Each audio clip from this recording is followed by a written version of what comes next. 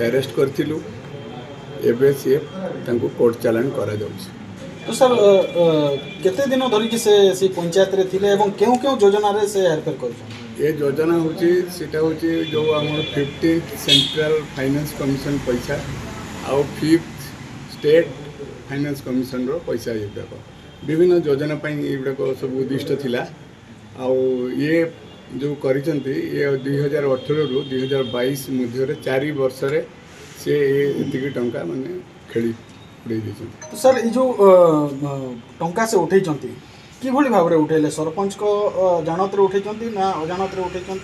ना सरपंच किछि तो चेक माध्यम रे उठाई अल्प किछि अमाउंट चेक माध्यम रे उठाई बाकी से ऑनलाइन ट्रांसफर करछंती सेतरे बोधे डिजिटल सिग्नेचर जेहेतु दरकार पड़े तेणु सरपंच से जानी थे कि न जानी से देखा पड़े। सर रामपुर जो आपणकर ब्लॉक अच्छी से ब्लॉक रे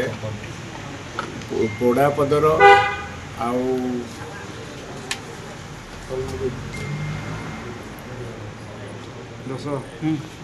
पोड़ापदर आउ तल नेगी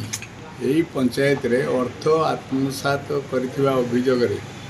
आज आम देवानंद सागर पीओ आम अरेस्ट कर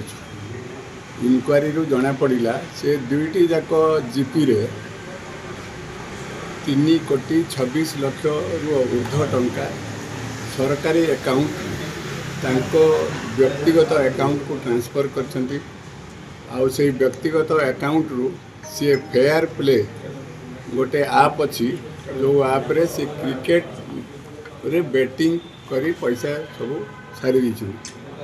पर्यंत तदंत चलती आम सब आंगल देखू जी भी थे आम कठोर पदक्षेप नेबू। Thank you.